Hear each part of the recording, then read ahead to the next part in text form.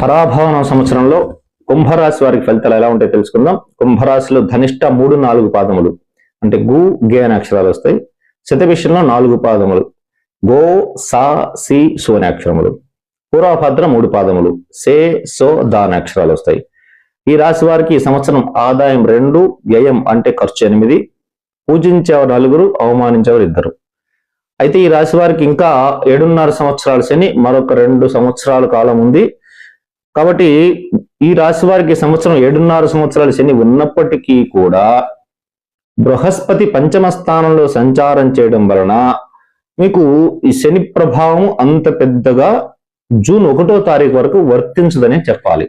ఎందుకంటే పంచమ స్థానంలో ఉన్నట్టు గురువు మీ రాశిని చూస్తూ మీకు కావలసినటువంటి మానసికమైన సహజంగా ఏంటంటే ఎక్కడైనా శని దశ జరుగుతున్నప్పుడు మానసిక స్తబ్దత ఏర్పడుతుంది. అంటే మన మనస్సు పరిపూర్ణత్వం లేకుండా మానసికంగా కొంత వేదన, అట్లాగే మానసికంగా కొంత వేదన, అట్లా మానసికంగా కూడా కొంత పరిపూర్ణత్వం చేకూర్చేట్టుగా ఏ ఆలోచన కూడా చేయలేరు. అందువలన జూన్ 1వ తారీఖు వరకు మీరు సంవత్సరం బాగుంటుందనే చెప్పవచ్చు. అప్పటి వరకు కూడా చక్కటి కాలక్షేపములు, అట్లాగే విందు వినోదాలు, బంధుమిత్రులతో కలయిక, భగవదారాధన, అట్లాగే దైవ సంబంధమైన కార్యక్రమాల్లో పాల్గొనడము, దేవతా సంబంధమైన ఉత్సవాల్లో పాల్గొని మంచి కీర్తి ప్రతిష్టలు సంపాదించటము, సుఖవంతమైన జీవితము, ధనాదాయం కూడా చక్కగా ఉంటుంది. ఈ సమయంలో చేపట్టేటువంటి కార్యాలన్నీ కూడా చక్కగా మానసిక సంతృప్తితో మీరు ముందుకు వెళ్ళగలుగుతారు. అట్లాగే ఏ కార్యక్రమం చేపట్టినప్పటికీ కూడా మీకు చేసేటువంటి సూచన ఏంటంటే ఈ ఉగాది నుంచి జూన్ 1వ తారీఖు లోపల మీరు అన్ని కార్యాలు ముగించవలసి ఉంటుంది. అంటే అదేంటి మా చేతిలో ఉంటుందంటారా అనే సందేహం ఉంటుంది. వీలైనంత వరకు ముగించే ప్రయత్నం చేయండి. వివాహ ప్రయత్నాలు కానీ, ఉద్యోగ ప్రయత్నం కానీ, ఇల్లు కొనుక్కోవడం కానీ, ప్లాట్ కొనుక్కోవడం కానీ, విదేశాన ప్రయత్నాలు కానీ, ఏదైనా సరే వాహనం కొనడం కానీ, మీకు ఈ చేతిలో ఏ పనులైతే చేయగలరో వాటిని వాయిదాలు వేయకుండా సహజంగా కుంభరాశిలో శతభిష నక్షత్రం వారికి ఆత్మస్థైర్యం మెండుగా ఉంటుంది. చేద్దాంలే, ఇవాళ కాదు రేపు చేద్దాం, ఎందుకు కాదు అవుతుందిలే చూద్దాంలే అనేటువంటి ఉంటుంది. అట్లా కాకుండా చాలా జాగ్రత్తగా అడుగులో అడుగు వేసుకుంటూ ముందుకు వెళ్ళినట్లయితే జూన్ 1వ తారీఖు లోపల మీరు చేపట్టిన కార్యాలన్నీ కూడా విజయవంతం అవుతాయి. జూన్ 1వ తారీఖు నుంచి అక్టోబర్ 31 వరకు 6వ స్థానంలో శని సంచారం చేయడం వలన 6వ స్థానంలో బృహస్పతి సంచారం చేయడం వలన చేయదలసిన కార్యాలు ఏవైతే ఉన్నాయో ఒక్కొక్కసారి అవి కూడా మీకు నిరుత్సాహపరిచే అవకాశం ఉండి ఆ పనులు కాకపోవడం, ఆ పనులు చేసి విసిగి వేసారిపోవడం కూడా జరుగుతూ ఉంటుంది. ఒక్కొక్కసారి ఒక్కొక్క విధంగా ఉంటుంది. అలాగే బృహస్పతి 6వ స్థాన సంచారం వలన ఆరోగ్య విషయంలో ముఖ్యంగా జీర్ణ సంబంధ ప్రక్రియలో ఇబ్బంది కలిగేటువంటి అవకాశం కూడా ఉంటుంది. అయితే అక్టోబర్ 31 నుండి జనవరి 24 వరకు మళ్ళీ సప్తమ స్థానంలో బృహస్పతి వస్తాడు. కాబట్టి ఈ అక్టోబర్ 31 నుండి జనవరి 24 వరకు ఎవరికైతే వివాహం కానటువంటి యువతి యువకులు ఉంటారో వారు వివాహ ప్రయత్నాలు చేసినట్లయితే తప్పనిసరిగా అద్భుతమైనటువంటి ఫలితాలు పొందుతారు. అంటే చక్కటిగా మీరు కోరుకున్న విధంగా వధువు కానీ వరుడు కానీ లభించే అవకాశం ఉంటుంది. ఆ సమయంలో మీరు ఉన్నతాధికారుల యొక్క దర్శనం చేసుకోవడము, మంచిగా శరీరంలో ఉన్న అనారోగ్యాలపై శారీరక ఆరోగ్యాన్ని పొందడము, మీరు చేపట్టినటువంటి వివాహ ప్రయత్నం కానీ, ఉద్యోగ ప్రయత్నం కానీ, వ్యాపార ప్రయత్నం కానీ, ఇల్లు కట్టుకోవడం కానీ, వాహనం కొనడం కానీ, ప్లాట్ కొనడం కానీ ఏవైతే ఉంటాయో ఇవన్నీ కూడా సిద్ధించడం జరుగుతుంది. తిరిగి మళ్ళా జనవరి 24 నుంచి తిరిగి సంవత్సరాంతం వరకు అంటే రాబోయే సంవత్సరం ఉగాది వరకు మరలా కొంత అనారోగ్యము, మరలా కొన్ని సమస్యలు ఉత్పన్నం కావడము ఉంటుంది. కాబట్టి ఆ సమయంలో మీరు ఎటువంటి శుభకార్యాలు చేపట్టడం అంత మంచిది కాదనే చెప్పవచ్చు. అనుకోనటువంటి ధన సంబంధమైన ఇబ్బందులు కూడా రావచ్చు. తర్వాత మనకి డిసెంబర్ 5వ తేదీ నుంచి 5వ తేదీ వరకు మాత్రం రాశిలో రాహు సంచారము, సప్తమంలో కేతు సంచారము అంటే తాత్కాలికమైనటువంటి సర్పదోషం డిసెంబర్ 5వ తారీఖు వరకు మీకు ఉందని చెప్పవచ్చు. దీనివల్ల భార్యాభర్తల మధ్య విరోధములు, లేదంటే మనస్పర్ధలు, అపోహలు, భ్రమలు కలుగుతూ ఉంటాయి. మీరు ఏది తప్పు చేయరు కానీ చేశారు అనేటువంటిది ఎదుటి వాళ్ళకి ఆ విధమైన భ్రమ కలిగి మీతో కాస్త మానసికంగా ఇబ్బందికరంగా వారు ప్రవర్తించేటువంటి లక్షణాలు కనపడుతూ ఉంటాయి. సో అందువల్ల డిసెంబర్ 5 వరకు కూడా మీరు భార్యా పిల్లలతో కానీ, మీ సహచర ఉద్యోగస్తులతో కానీ, మీ వ్యాపార భాగస్వాములతో కానీ, మీతో కలిసి ఎవరైతే ప్రయాణం చేస్తూ ఉన్నారో వారితో కూడా చాలా జాగ్రత్తగా మసలుకోవలసి వస్తుంది. ఇది జాగ్రత్త సుమ. అట్లాగే కొన్ని వివాదాలు కూడా ఏర్పడేటువంటి అవకాశం ఉన్నది. అటువంటి వివాదాలు ఏర్పడకుండా చూసుకోవాలి. చిన్న చిన్న సమస్యలు కలగకుండా చూసుకోవాలి. స్థాన చలనానికి కూడా అవకాశం ఏర్పడుతున్నది. ప్రయాణాలు ఎక్కువగా చేయవలసి వస్తూ ఉంటుంది. ఆ ప్రయాణాలు చేసే ప్రయాణాల్లో మనకు ఆనందం కలిగించే ప్రయాణాలు కొన్ని ఉంటాయి. అంటే ఏదైనా పని మీద వెళ్తాం, ఆ పని పూర్తి కాలేదనుకోండి, అనవసరంగా శ్రమ అయిపోతుంది, డబ్బు దండగా అయిపోతుంది, టైం వేస్ట్ అయిపోతుంది, కాలం కూడా వ్యర్థమైపోతుంది. అప్పుడు తీవ్రంగా కోపం వస్తూ ఉంటుంది. అలాంటి సంఘటనలు కూడా మీకు ఇప్పుడు జరిగేటువంటి అవకాశం కనపడుతోంది. చిన్న చిన్న విషయాలకే మానసికంగా ఉద్రేకము, ఉద్విగ్నము, ఆవేశం వస్తూ ఉంటాయి. అందువల్ల మీరు ఆ ఆవేశాన్ని జాగ్రత్తగా కంట్రోల్లో ఉంచుకొని ఉండకపోయినట్లయితే మీరు కొన్ని విషయాలలో కొన్ని సమస్యలు ఎదుర్కోవలసినటువంటివి, ఆ తర్వాత ఆ సమస్యల వలన మానసిక సంఘర్షణ, ఒత్తిడి ఇటువంటి వాటికి గురి కావలసి వస్తుంది.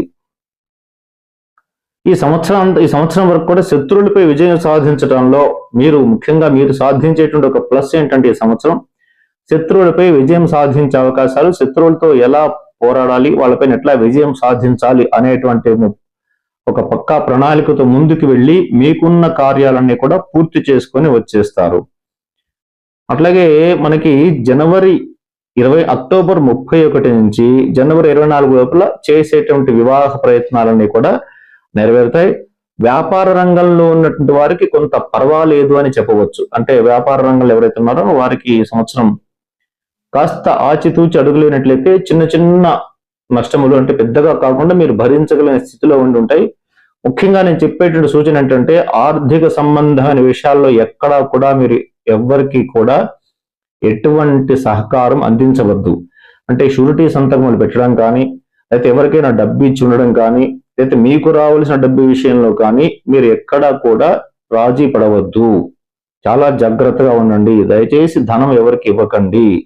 ఎవరికి ధన విషయంలో సహాయం అందించకండి. అందించినట్లయితే మీరు ఖచ్చితంగా ఆ ధనం విషయంలో ఆశలు వదులుకోవాల్సిన పరిస్థితి ఏర్పడుతూ ఉంటుంది. ఎవరికైనా షూరిటీ ఇచ్చి వాళ్ళు ఇవ్వకపోతే నేను ఇస్తాను అనేటువంటి ఆలోచన కూడా తీసేయండి. ఇంకొక 2 సంవత్సరాలు, దాదాపుగా 5.5 సంవత్సరాల పైన అయిపోయింది. ఇంకొక 2 సంవత్సరాలు మీరు భరించినట్లయితే ఆ తర్వాత శనీశ్వరుడు యొక్క దోషం తొలగి మీ జీవితంలో మంచి రోజులు వస్తాయని చెప్పడంలో సందేహం లేదు. మీ వాక్కును కూడా చాలా జాగ్రత్తగా ఉంచాలి. వాక్కు కూడా మీకు తెలియకుండా కొంత కఠినంగా వచ్చేటువంటి అవకాశం ఉంది. దానివల్ల ఇతరులు మిమ్మల్ని అపార్థం చేసుకుంటూ ఉంటారు. ఇంతకాలం మీరు మంచివారు అన్న వాళ్ళే చెడ్డవాళ్ళు అనే అవకాశం ఎక్కువగా ఉంటుంది. రాజకీయ రంగంలో ఉన్న వారికి ఈ సంవత్సరం కొంత మేరకు మాత్రం ఫలితాలు ఆశించవచ్చు. మానసిక ఆందోళన, ప్రతి విషయంలో మహాభయంగా ఉండడం వలన ఏదైనా అనారోగ్యం వస్తుందేమో అనేటువంటి ఆలోచన ఎక్కువ అవుతుంటుంది. ఎటువంటి అనారోగ్యం రాదు, కానీ భ్రమ కలుగుతూ ఉంటుంది. రాశిలో ఒక ఛాయాగ్రహమైనటువంటి రాహు సంచారం చేస్తుంటాడు కాబట్టి అటువంటి భ్రమ కలుగుతూ ఉంటుంది. మానసిక ఒత్తిడికి కూడా గురి కావడం జరుగుతూ ఉంటుంది. ఏదేమైనప్పటికీ కూడా ఈ రాశి వారికి సంవత్సరం కూడా కాస్త మధ్యస్థమైనటువంటి కాలం అని చెప్పవచ్చు. మీరు ముఖ్యంగా నేను చెప్పేటువంటిది ఫైనల్ గా ఒకటే చెప్తున్నాను. ఏ పని చేయాలనుకున్నప్పటికీ కూడా జూన్ 1వ తారీఖు లోపల మీరు ఏ కార్యక్రమాలైనా ముగించండి. జూన్ 1 నుంచి అక్టోబర్ 31 వరకు మాత్రం మీరు చేపట్టిన కార్యాలన్నీ కూడా వీలైనంత వరకు వాయిదా వేసుకుంటూ వెళ్ళండి. మళ్ళా అక్టోబర్ 31 నుంచి జనవరి 24 వరకు మళ్ళీ బాగుంటాయి.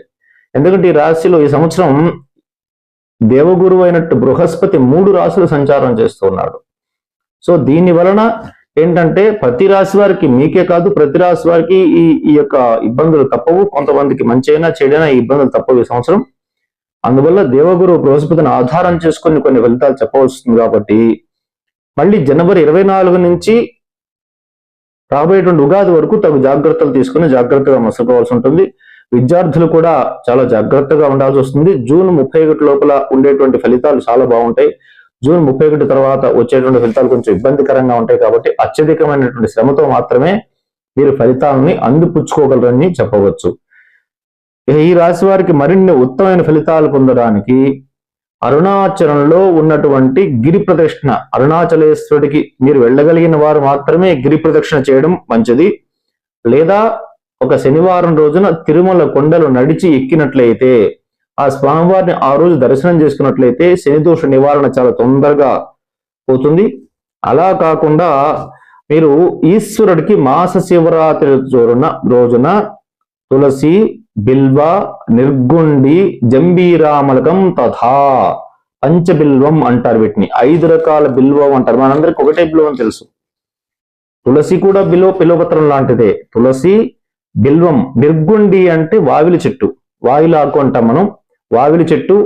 అట్లాగే జంబీరం అంటే నిమ్మకాయ చెట్టు, ఆమలకం అంటే ఉసిరి చెట్టు. ఈ 5 దళాలతో ప్రతి మాస శివరాత్రి రోజున ఈశ్వరుని ఆరాధన చేసినట్లయితే ఈశ్వరుడు మీకు ఈ శనీశ్వర దోషాన్ని పోగొట్టి వచ్చేటువంటి చిన్న చిన్న పెద్ద కష్టాలన్నీ కూడా వాటిని చిన్న చిన్న సమస్యలుగా మార్చి మీరు తట్టుకోగలిగినటువంటి స్థితిలో మీకు ఇబ్బంది కలగకుండా చూస్తూ ఉంటాడు. ఇది ప్రతి మాస శివరాత్రి రోజున చేయాలి. శక్తి కలిగినటువంటి వారు రుద్ర హోమం కానీ రుద్ర పారాయణం కానీ చేయించుకోండి. లేదా శని త్రయోదశి రోజున జూన్ 13వ తారీఖు మనకు శని త్రయోదశి వచ్చింది ఈ సంవత్సరం. కాబట్టి ఆ జూన్ 13వ తేదీన నవగ్రహాలను చోటుకి వెళ్ళి శనికి నువ్వుల నూనెతో అభిషేకం చేయించి నువ్వుల నూనెతో దీపారాధన చేసి ఆ రోజు తెలదానం చేసినట్లయితే మీరు తప్పనిసరిగా మంచి ఫలితాలు, ఇంకా ఉత్తమమైన ఫలితాలు పొందేటువంటి అవకాశం ఉంది. ఇకపోతే ఈ రాశి వారికి ఈ సంవత్సరమే కాదు ఎప్పటికీ కూడా అదృష్ట వారములు వచ్చేసి బుధవారము, శుక్రవారము, శనివారము. అట్లాగే అదృష్ట రత్నం విషయానికి వచ్చేసరికి వ్యక్తిగత జాతకాన్ని జ్యోతిష్ని వద్ద పరిశీలించి ఆ తర్వాత మాత్రమే మీరు ఈ రత్నాన్ని ధరించాల్సి ఉంటుంది. కాబట్టి ఇప్పుడు ర్యాండమ్ గా ఆలోచించినట్లయితే నీలము కానీ, వజ్రము కానీ, పచ్చ కానీ పెట్టుకోవచ్చు. నీలమైనట్లయితే మధ్యవేలికి, వజ్రం కూడా మధ్యవేలికే. నీలం 3 క్యారెట్లు, వజ్రం అయితే 30 సెంట్స్ అంటే 30 సెంట్లు మాత్రమే. అట్లాగే పచ్చనైతే 3 క్యారెట్లు ఈ వేలికి పెట్టుకోవచ్చు. అట్లాగే అదృష్ట దిశ వచ్చేసి పడమర బాగా ఉంటుంది, తర్వాత వచ్చేసి ఉత్తరం బాగుంటుంది. అదృష్ట వర్ణం వచ్చేసి నీల వర్ణము లేదా తెలుపు లేదా బ్లాక్ కలర్ కూడా బాగుంటుంది. ఇవన్నీ కూడా సూచనలు మీరు గుర్తుంచుకొని చక్కటి జీవనాన్ని కొనసాగించవలసిందిగా కోరుకుంటున్నాను.